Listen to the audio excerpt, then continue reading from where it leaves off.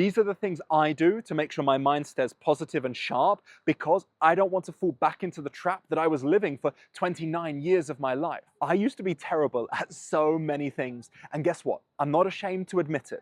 But I've improved so much in so many areas, and there's not one perfect answer, but the main thing I need to highlight to you today is my mindset. This was the key to unlocking the growth and the success in all parts of my life.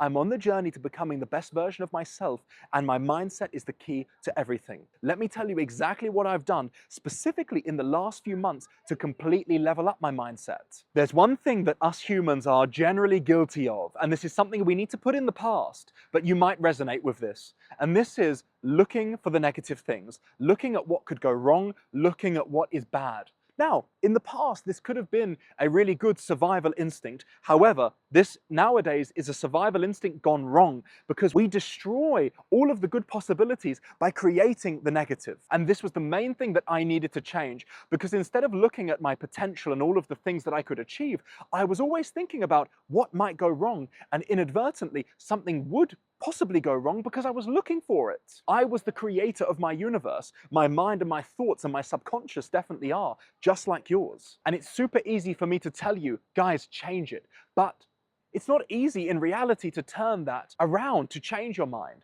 What you need to do is reprogram. And this takes time. And the key word coming from this incredible guy called Bob Proctor, the word is consistency. Consistency and repetition is what reprograms. Now, I want to be brutally honest and raw with you. These are the things I do to make sure my mind stays positive and sharp, because I don't want to fall back into the trap that I was living for 29 years of my life. First things first, my wife and I did a 21-day reprogramming every night before I went to bed. I was in a calm, safe state, almost falling asleep, and she was speaking these reprogrammings to me. We can share them with you in a future video. I also journal every morning and every evening. This is an opportunity to reprogram by writing in the things that are going to happen, whilst also getting any negative thoughts out. Now, I don't want to trick you or make you think that I did all of that and now I'm perfect. Let me share with you some things that I have to do every single day whenever I might have negative or silly thoughts, to be able to bring myself back to the positive side. First things first, like I said, I write it down.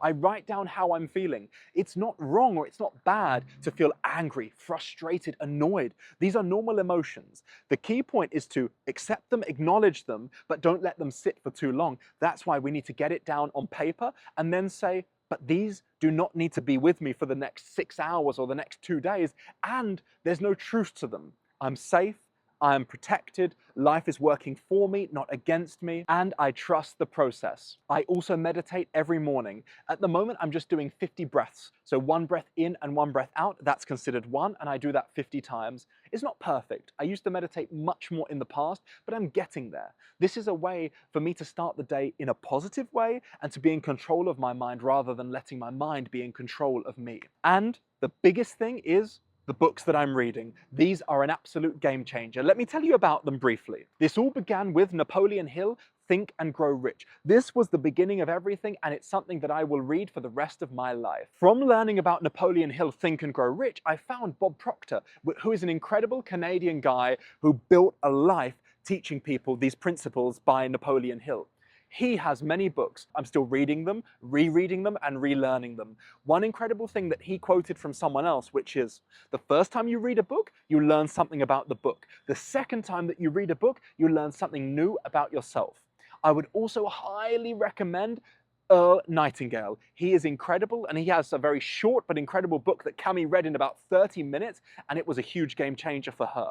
Now let me share something with you connected to the day-to-day struggles. This is something Cami taught me, which is when you're feeling stressed or anxious, you need to snap your body out of it. And this can be with an action, like dancing and shaking, or it can be something sensory. So touching something different, saying or doing something different. You need to snap your mind out of that old negative energy where it's sitting or dwelling inside, and that can be done with a few really cool, easy things. Let me know if you want any more specific examples, and we can do a whole nother video on how I tackle that. But let's wrap this up. This was my message for today. This is something that I'm still working on every single day, and it's never finished and done, and I don't need to work on it anymore. So we're in this journey together. Let me know how your journey is going, and we will continue this progress and this evolution. Thank you so much. Subscribe and like if you enjoyed this, and I'll see you in the next one.